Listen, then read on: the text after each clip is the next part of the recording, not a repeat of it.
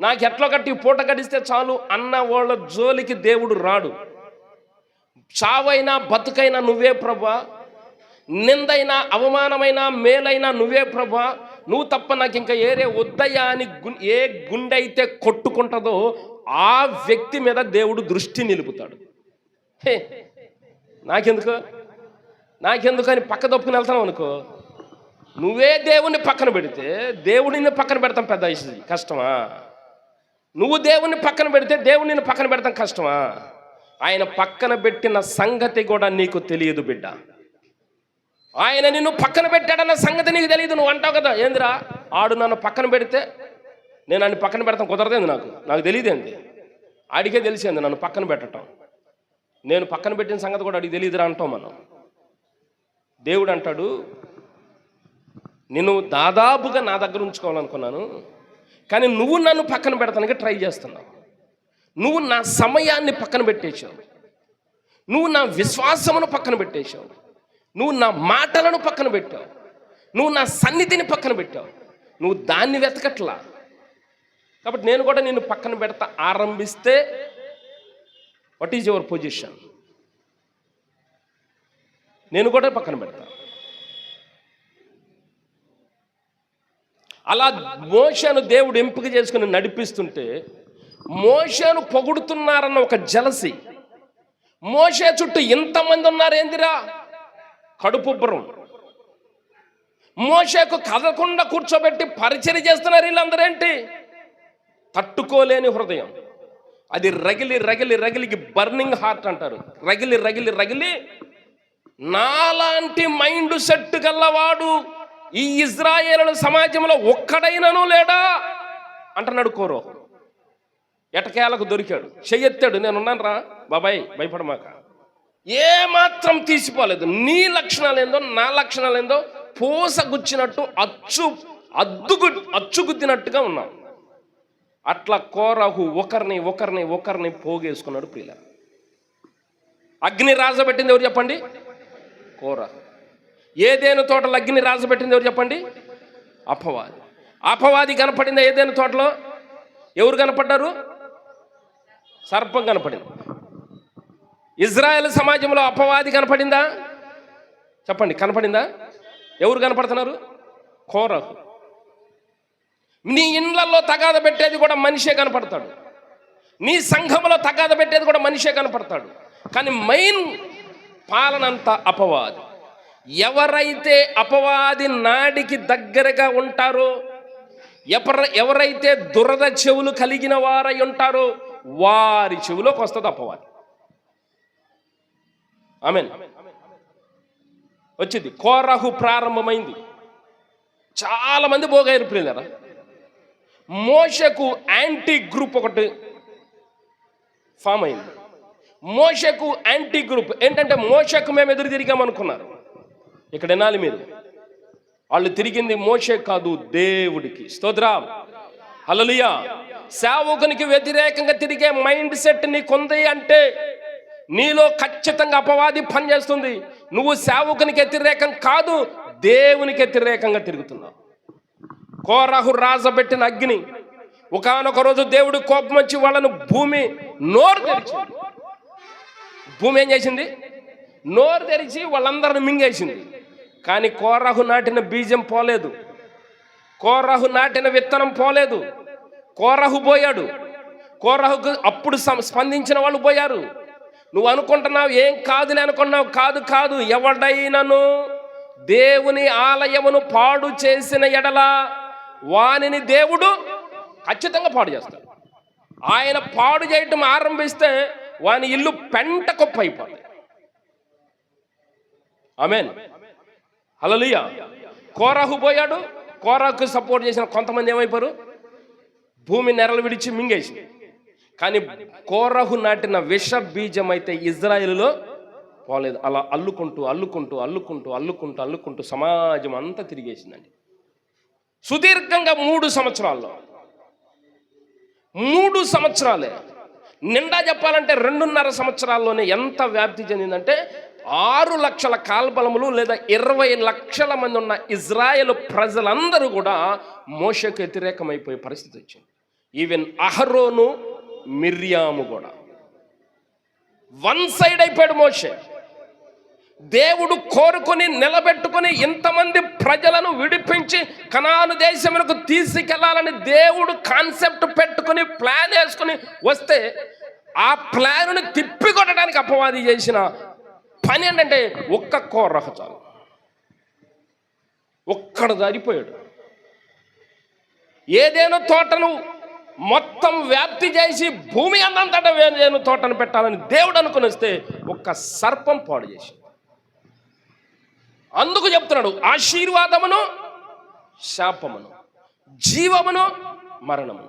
ఎందుకు నువ్వు నా దగ్గరకు వచ్చావు బిడ్డ? నువ్వు నా దగ్గరకు రాగానే నిన్ను ఆశీర్వదించాలని నేను ఆశపడుతున్నాను.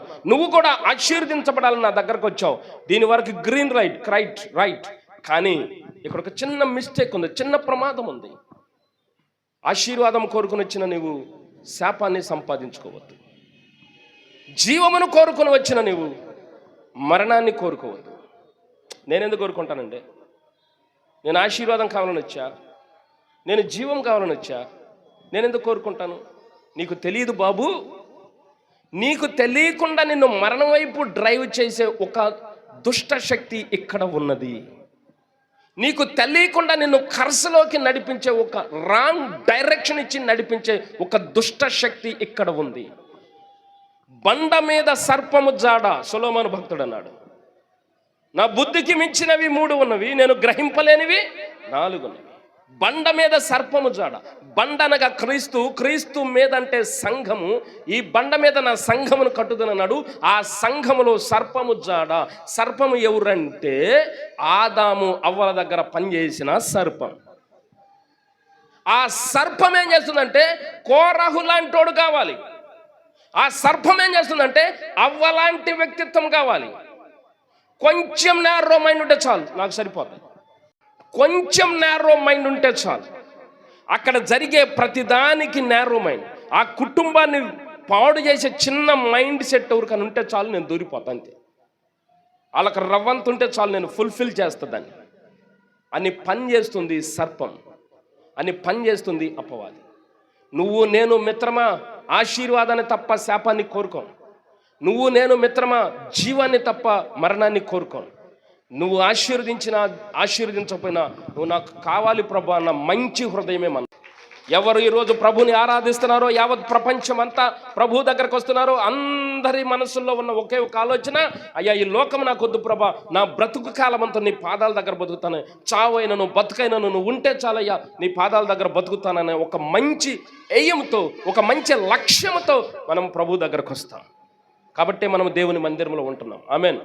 కానీ దేవుడు అన్నాడు, be alert, there is one devil, there is one Satan.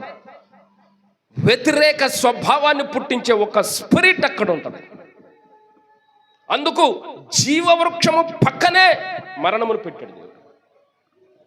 Be careful. మనం ఎంత జాగ్రత్త ఉండాలో. నీ ఫోన్లో సిగ్నల్ అందకపోతే నువ్వు ఎంత కాసేపు టెన్షన్ పడతావో, అంతకంటే చాలా ప్రమాదకరమైంది దేవుని నుండి వచ్చే సిగ్నల్. స్తోత్రం. ఆ దేవుని నుండి వచ్చే సిగ్నలే నీకు జీవాన్ని ఇస్తుంది. ఆ దేవుని నుండి వచ్చే సిగ్నలే నీకు ఆశీర్వాదాలు కురిపిస్తుంది. హల్లెలూయా.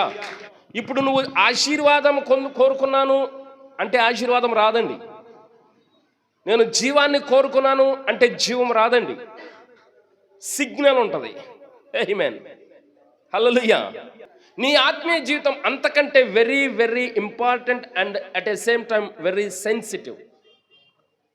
దేవుని నుండి వచ్చే సిగ్నల్ నీకు కట్ అయిందంటే నువ్వు లోయలో పడిపోయినట్టే.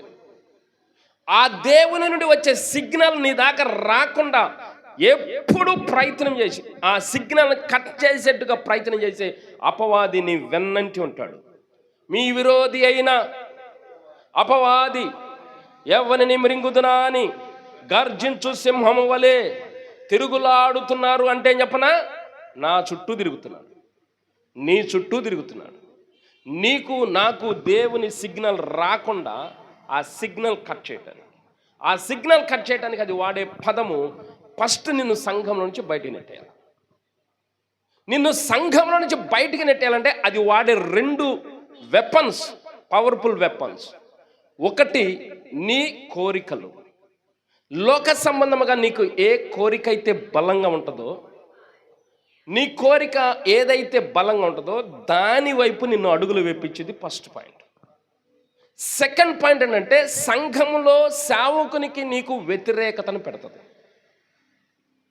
ఆ 2 పద్ధతులు మాత్రమే నీ మీద వెపనేసింది. 2 వెపన్స్. ఈ రెండిట్లో లోక సంబంధమైన కోరికల వైపు దొరికే వాళ్ళు దొరికిపోతున్నారు. ఈ రెండిట్లో సేవకునికి వ్యతిరేకమయ్యే విధానము దొరికే వాళ్ళు దొరికిపోతున్నారు. ఎవడు దొరికితే వాడిని తీసుకుని బుట్టలో వేసుకుంటుంది సాతాను. వన్స్ నువ్వు దేవుని మందిరము దాటావంటే మళ్ళీ నేను మందిరంలోనికి రానివ్వదే కదా. తప్పిపోయిన కుమారుడు తండ్రి యొద్ద నుండి వెళ్ళిపోవటానికి అపవాది వాడిన వెపన్ ఎంత పవర్ఫుల్లో చూడండి. వాడిలో ఒక కోరిక ఉంది, నన్ను ఎప్పుడు ఇంట్లోనే ఉంచుతున్నాడు, నన్ను అసలు బయటికి తిప్పట్లేదు, ఇంట్లోనే ఉంచుతున్నాడు, బయటికి తిప్పట్లేదు, నన్ను ఇంట్లోనే కట్టిపడేశాడు.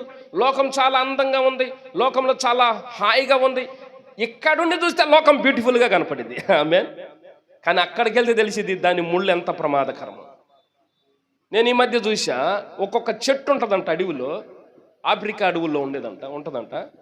చెట్టు మామూలుగానే ఉంటుందంట. ఒకవేళ ఏ జంతువైనా ఏ మనిషి అయినా చెట్టు దగ్గరికి వెళ్తే ఆ కొమ్మలన్నిటి వచ్చి పట్టేసుకుంటాయంట, కొమ్మలన్నిటి వాటేసుకుంటాయంట. వన్స్ వాటేసుకుని అంటే ఆ విషం వచ్చిందంట చెట్లలో నుండి, కంటే ఆ స్మాష్ పీస్ అయిపోతుందంట, మనిషి కానీ జంతువు కానీ. లోకం కూడా అట్లాగే ఉంటుంది. నీకు చూస్తే రమ్యముగా కనుల విందుగా అబ్బబ్బబ్బా ఎంత మిస్ అయిపోతున్నాను నేను, ఎంత మిస్ అయిపోతున్నానని కొంగ తీసేట్టు ఉంటుంది. అపవాది అట్లా చూపించింది. అపవాది కూడా ఆ తప్పిపోయిన కుమారుని అలాగ పెట్టుకుని అలా చూపించి లోకము చూపించి, ఇప్పుడు లోకం నువ్వు అనుభవించకపోతే అయిపోతావు, నీకు లైఫ్ ఒక్కటే ఉంది, నీ జీవితం ఒకటే ఉంది, ఎంతకాలం బతుకుతావో తెలీదు, వేకప్ వేకప్ వేకప్ అంట. అలా ప్రేరేపించి అపవాది ప్రేరణకు లోబడిన కుమారుడు లేచి తండ్రితో అన్నాడు, నాకు ఇక్కడ వద్దు, నాకు ఇక్కడ ఉండబుద్ధి కట్టలేదు, అసలు నీ ఆస్తి మొత్తం నాకు ఎంత ఇస్తావు అంత ఇచ్చే నేను వెళ్ళిపోతాను. ఒక్కసారిగా తండ్రి దగ్గరకు వచ్చి ఇక్కడ నేను ఉండను, వెళ్ళిపోతాను. దేవుడు అన్నాడు, కొడుకా, లోకం సంగతి నీకు తెలియదురా, లోకం అట్లాగే పిలిచిద్ది, వాటేసుకుంటుంది, ముద్దు పెట్టుకున్నట్టు ఉంటుందిరా, అది విషమురా బాబు, మళ్ళీ వెనక్కి తిరిగి చూసే ఛాన్స్ ఉండదు. నా మాట నువ్వు హాయిగా ఉన్నావు, సురక్షితంగా బ్రతుకు, సురక్షితంగా ఉండానంటే వినలా. ఎందుకు వినలేదంటే అపవాది అట్లా పెట్టేసింది, ఫుల్ఫిల్ చేసేసింది.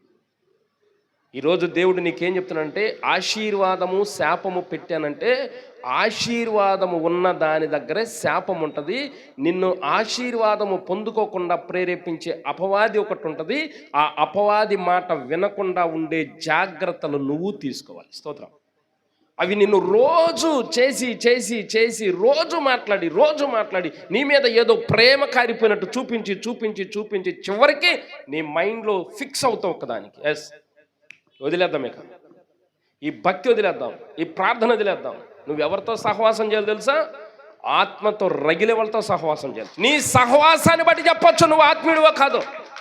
నువ్వు ఎవరితో సహవాసం చేస్తున్నావు? ప్రతిదాన్ని ప్రశ్నించేవాడు, ప్రతి సేవకుని విమర్శించేవాడు, ప్రతిదాన్ని దుయ్యబట్టేవాడితో నువ్వు సహవాసం చేస్తే నీ ఆత్మీయ జీవితం భ్రష్టత్వం పట్టింది. విమర్శలకు తావుండకూడదు. ఆత్మీయత అంటే సర్దుకుపోయేది, ఆత్మీయత అంటే విధేయత కలిగింది, ఆత్మీయత అంటే పరిశుద్ధత వైపు అడుగులు వేసేది, ఆత్మీయత అంటే దేవుని కావాలని తృష్ణ కలిగేది. అలాంటి ఆత్మీయ స్నేహితులు నీకున్నారో లేదో ఈరోజు ఆలోచన చేయి. అలాంటి స్నేహితులు లేకపోతే నువ్వు చేసే స్నేహాలు అపవాది సంబంధమైనవి. అపవాది సంబంధమైన స్నేహము నిన్ను ఖచ్చితంగా ఒకసారి నరకంలో తీసుకెళ్ళిపోతుంది. ఇట్ ఈస్ ట్రూత్, ఇది కన్ఫర్మ్. వాక్యమైన ప్రియదేవులారా, వినలేదు తప్పిపోయిన కుమారుడు. తండ్రి చక్కగా చెప్తున్నాడు, రోజు చెప్తున్నాడు.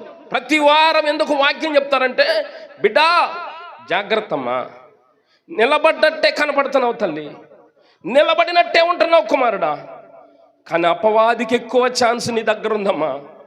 నా నుండి పడిపోయే స్థితి ఎక్కువ పర్సంటేజ్ నీ దగ్గర ఉందమ్మా. నేను ఎప్పటికప్పుడు బలపరుచుకుంటున్నాను. స్తోత్రం. ఎప్పటికప్పుడు నేను వాక్యంతో బలపరుస్తున్నాను. ఎప్పటికప్పుడు నేను ధైర్యపరుస్తున్నాను. నేను ధైర్యపరుస్తున్నాను కాబట్టి, నేను బలపరుస్తున్నాను కాబట్టి నువ్వు నిలబడగలుగుతున్నావు. ఆ విషయం నువ్వు తెలుసుకోకుండా నువ్వేమంటున్నావంటే నేను పరిశుద్ధుడను, ఆడు తప్పుటోడు, ఆడు మంచోడు కాదు. ఒక ఆయన ఈ సేవకుల సంగతి నాకు చెబుతామండి. సేవకులు ఎంత దుర్మార్గులో నన్నంటానికి ఆ మాట వాడాడు. నన్నంటానికి ఆ మాట వాడాడు. రైట్, నన్నందువల్ల నాకు నష్టమే లేదు. కానీ ఒక సేవకుని నువ్వు విమర్శ చేస్తున్నావంటే, ముఖ్యంగా నువ్వు వెళ్ళే సంఘంలో సేవకుని విమర్శ చేస్తున్నావు అంటే ఖచ్చితంగా నువ్వు లోకంలో పడిపోయే ప్లేస్ కన్ఫర్మ్ అయినట్టు. మోషే మీద తిరగబడ్డాడు కోరు, కన్న తండ్రి మీద తిరగబడ్డాడు తప్పిపోయిన కుమారుడు. పాపము చేసి అవ్వ అంటుంది, ఆదామంటున్నాడు నేను పండు తిన్నానా, నువ్వు నాకు తోడుగా ఇచ్చిన ఈమె నన్ను చేయమంటే చేశాను. ఆమె ఏమంటుందంటే నేను తిన్నానా, నువ్వు సృష్టించిన సర్పము చేసింది. తప్పు ఎవరిదైందంట? అట్ట అయిపోయింది. వినలేదు. దేవుడు అన్నాడు, తండ్రి అన్నాడు, ఓకే కుమారుడా, నువ్వెక్కడున్నా సురక్షితంగా ఉండటమే నాకు ఇష్టం. కాబట్టి నా ఆస్తిలో సగభాగం నీకు ఇస్తానని నేను న్యాయబద్ధంగా ఇస్తా. ఇదిగో తీసుకుని వెళ్ళిపో. ఆస్తి తీసుకుని చెంగున వేసుకుని లోకంలోకి వెళ్ళాడు. ఎంతమంది లోకంలోకి వెళ్ళి వెనక్కి తిరిగి వస్తున్నారో తెలుసా? ఎంతమంది లోకంలోకి వెళ్ళి వెనక్కి తిరిగి రాకుండా భ్రష్టులు అయిపోయిన ఉన్నారో తెలుసా? ఆత్మీయత అంటే విలువైంది ప్రియులారా. ఆత్మీయ జీవితం అంటే విలువైంది. ఎక్కడ దాకా విలువైందంటే ఆ నిత్య జీవం అనే ప్లేస్ చేరిన దాకా, ఆ కనాన్ అనే ప్లేస్ చేరిన దాకా. స్తోత్రం. దానిని మనం కాపాడుకోవాలి. ఇజ్రాయేలీలు కాపాడుకోలేకపోయారు ప్రియులారా. ఇజ్రాయేలీలు కాపాడుకోకపోవటానికి కారణం కోరహు. ఆడొక్కడేసిన బీజం అది అలాగ చుట్టుకుని 20 లక్షల ఇజ్రాయేల్ ప్రజలను తగలబెట్టేసింది. కోరాహును చంపేస్తే పోయిద్దనుకున్నాడు దేవుడు. కోరాహుకు సపోర్ట్గా నిలబడ్డవాడిని చంపేస్తే బాగుంటుంది అనుకున్నాడు దేవుడు. కానీ ఆ కోరాహు పోయాడు, కోరాహు సహకరించిన వాళ్ళు పోయారు. కానీ కోరాహు నాటిన చెడు బీజం అయితే 11వ ప్లేస్ ఏం చెప్పండి? కాదేషు బర్నేయ. కనాను దేశమునకు బోర్డర్లోకి వచ్చారు. ఇది కనాను దేశం అయితే ఇక్కడికి వచ్చారు. అది 11వ ప్లేస్ కాదేషు బర్నేయ. ఇప్పుడు దేవుడు చెప్పాడు, అబ్బాయి నేను ఐగుప్తులో చెప్పాను మీకు, కనాన్ అనేది చాలా పవిత్రమైనది, చాలా గొప్పది, అది పాలు తేనెలు ప్రవహించు దేశం. ఆడు మాట్లాడితే ఎడారి దేశం అన్నాడు. ఇజ్రాయెల్ దేశం ఎడారి దేశం కాదు బాబు. ఇజ్రాయెల్ దేశానికి ఒక నిక్ నేమ్ ఉంది, అది దేవుడు పెట్టిన పేరు, పాలు తేనెలు. ఇక ఏ దేశానికి లేదు ఆ పేరు. తప్పిపోయిన కుమారుడు అలా వెళ్ళిపోయాడు ప్రియులారా. లోకం వాటేసుకుంది. నిన్ను లోకం వదిలిపెట్టదు ఎప్పుడు కూడా. ఎప్పుడు వదిలిపెట్టదు. దేవుడైనా తప్పిపోయిన కుమారుని పరీక్షిస్తాడేమో కానీ లోకం అసలు పరీక్షించదు. వెల్కమ్ అంటదంతే. ఎక్కడికి వెళ్ళాడు తప్పిపోయిన కుమారుడు? ఎక్కడ ప్రయాణం ప్రారంభమైంది? ఎక్కడ దాకా వెళ్ళాడు చెప్పండి మీరు? రాజభోజనం చేసేవాడు తప్పిపోయిన కుమారుడు. ఆయన కింద ఎంతమంది సేవకులో నీకు తెలియాలి. నువ్వు దేవుని సన్నిధిలో ఉంటే నీకెంతమంది పరిచారకులు ఉన్నారు, నీకు ఎన్ని ఎలిమెంట్స్ సహకరిస్తున్నాయో. నీకు బుద్ధిని జ్ఞానమును కలుగు చేయడం నీకు పరిశుద్ధాత్మ దేవుడు యాక్టివేట్ అయి ఉంటాడు. నీకు సరి అయిన మార్గమును చెప్పటానికి వాక్యం యాక్టివేట్ అయి ఉంటుంది. నిన్ను కాపాడడానికి దేవుని దూత యాక్టివేట్ అయి ఉంటుంది. నీ చుట్టూ దేవుని ఆత్మ సంచారం జరుగుతూ ఉంటుంది. దేవుని అగ్ని ఉంటుంది. ఎన్ని ఎలిమెంట్స్ నీ కోసం పనిచేస్తాయో నీకు తెలియదు. ఇట్ ఈస్ ట్రూత్ మీ సహోదరుని సహోదరుడు. నువ్వు ఒక్కసారి యేసుని రక్షకుడికి అంగీకరిస్తే, ఒక్కసారి యేసు ప్రభు అని నువ్వు చెబితే నీ చుట్టూ ఇన్ని పెట్టేస్తాడు దేవుడు. ఇది నీకు గొప్ప అనిపించలేదు, బయటోడు లైఫ్ బాగుందనిపించింది. ఆ అనిపించే విధానం సాతాను పెట్టే విధానం. నీ మైండ్లో అది క్రియేట్ చేస్తుంది. ఇక్కడ ఏముందిరా, దేవుడు మన్నాను కురిపించాడండి. దేవుడు మన్నాను కురిపించాడు. మన్నా ఎవరు తింటున్నారంటే కీర్తనాకారుడు అన్నాడు, దేవదూతలు తింటారు. చపలుడు మైపరు మన్నాన్ని ఎవరు తింటారు? దేవదూతలు తినే ఆహారం 40 సంవత్సరాలు ఇజ్రాయెల్కి ఇచ్చారు. ఇజ్రాయెల్ అంటున్నారు, సవీసారం లేని ఫుడ్ మాకెందుకయ్యా అన్నారు. ఆ మాట ఇజ్రాయేల్ అంటున్నారంటే ఇజ్రాయేలు కాదు, ఇజ్రాయేలులో ఆల్రెడీ చెడు బీజము నాటింది. ఎవరి ద్వారా నాటిందంటే కోరహు ద్వారా నాటింది. ఆ నాటింది డైలీ అభివృద్ధి అవుతుంది, దినదినము ప్రవర్ధమానం అవుతుంది. మోషే మీద వ్యతిరేకం కోరహుకి. ఎందుకు వ్యతిరేకం అంటే మోషే అంటే జలసి. ఆయన్ని పొగుడుతున్నారే, నన్ను పొగడతలేదు. పొగడత ఇంపార్టెంట్. ఇప్పుడు ఆ ఒక్క కాన్సెప్ట్తో కోరహు కొంత బ్యాచ్ని తయారు చేశాడు. ఆ బ్యాచ్ చచ్చిపోయినా ఆయన నాటిన చెడు బీజం పోలేదు. ప్రతి దానికి విమర్శ. దేవదూతలు తినే ఆహారం దేవుడు పెడితే సవీసారం లేని ఫుడ్ అని. తప్పిపోయిన కుమారుడు కూడా అదే అన్నాడు. రాజభోజనం పెడితే ఇది నాకెందుకు అన్నాడు. వెళ్ళిపోయి జలసాగా అన్ని అన్ని అన్ని తిరిగి డబ్బులన్నీ అయిపోయినాక చివరికి ఎక్కడికి వెళ్ళాడు? పందులు తినే పొట్టు కక్కుర్తిపడ్డాడు. ఆలోచన చేస్తున్నావా?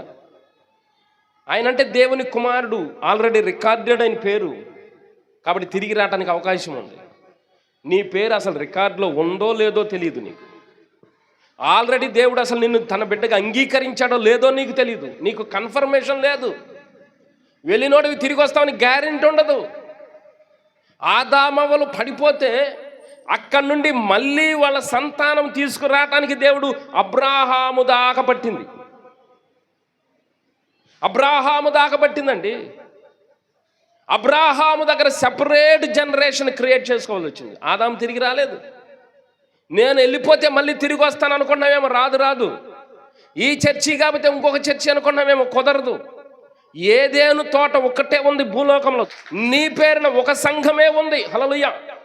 నిన్ను ఆత్మీయంగా గ్రోత్ చేయడానికి, నిన్ను ఆత్మీయంగా పటిష్టం చేయడానికి, నిన్ను ఆత్మీయంగా బలపరచడానికి, నిన్ను నిత్య జీవమునకు చేర్చడానికి ఏకైక ఒకే ఒక సంఘం నీకు ఇచ్చాడు. ఆ సంఘం వద్దకు నువ్వు బయటికి వెళ్ళావంటే ఖచ్చితంగా నువ్వు లోకంలో పడిపోతావు. ఇప్పుడు నువ్వేం కోరుకుంటావో ఆలోచించాయి. ఆశీర్వాదమును శాపమును, మరణమును జీవమును నీ మట్టుకు నీకు ఇప్పుడు స్ట్రైక్ అవ్వాలి. ఎస్, నేను జీవమును కోరుకునే వెళుతున్నాను. లేదా నువ్వు ఏమి దిశలో వెళ్తున్నావు ఆలోచించాయి. నీలో కొంత అవేర్నెస్ రావాలి, నీలో కొంత రిపెంటెన్స్ రావాలి, నీలో కొంత మార్పు రావాలి. ఏదేను తోటను పాడు చేసుకున్నారు, యెరూషలేమును పాడు చేసుకున్నారు, సంఘమును పాడు చేసుకునే వాళ్ళు ఉన్నారు. ఏదేను తోట మళ్ళీ ఎప్పుడో వచ్చింది. అదే పరదైస్, అదే పరలోకం, అదే నిత్య జీవం. నాట్ పరదైస్, అదే నిత్య జీవం, అదే పరమ యెరూషలేం. ఏదేను తోటైనా, యెరూషలేమైనా, సంఘమైనా నిత్య జీవం. స్తోత్రం. ఏదేను తోటను పాడు చేసుకున్నారు, యెరూషలేమును పాడు చేసుకున్నారు, సంఘమును పాడు చేసుకునే వాళ్ళు ఉన్నారు. కానీ దేవుని కాన్సెప్ట్ ఖచ్చితంగా ఏదేను తోటను యెరూషలేముగా మార్చి, యెరూషలేమును సంఘముగా మార్చి, సంఘమును నూతనమైన యెరూషలేముగా మార్చాలి. చపలుడు మైపరచాలి. నువ్వు ఎన్నిసార్లు కాలదన్నుకున్నా, నువ్వు ఎన్నిసార్లు పాడు చేసుకున్నా, నువ్వు ఎన్నిసార్లు నేలను పారబ్రోచినా, నేను మళ్ళీ నీకు నూతనంగా ఇస్తానే ఉంటా. నూతన జీవం ఇస్తా, నూతన ఆశీర్వాదం ఇస్తా, నూతనముగా నీ దగ్గరకు వస్తా. ఇదిగో నేను ఒక నూతన క్రియేట్ చేయుచున్నాను. ఆమేన్. సమస్తమును క్రొత్తవాయి. అంటే దేవుడు మనలను ఎంత ప్రేమించాడో చూడండి. దేవుని యొక్క కాన్సెప్ట్ ఎంత గొప్పదో చూడండి. ఆ ప్రేమను అర్థం చేసుకోండి. దేవునికి వ్యతిరేకంగా ఆలోచించే విధానం నీలో ఉంటుంది, మానేయండి. ఆశీర్వాదమని అడగండి. నిన్ను, నీ కుటుంబాన్ని ఆశీర్వదించమని అడగండి. నీ సంఘమును దీవించమని అడగండి. ఆశీర్వాదము పొందుకునే స్థితిలో మనం ఉండాలి. అతి కృపా దేవుడు మనకిచ్చునుగాక. దేవుడు తన పరిశుద్ధ వాక్యమును దీవించునుగాక. ఆమేన్.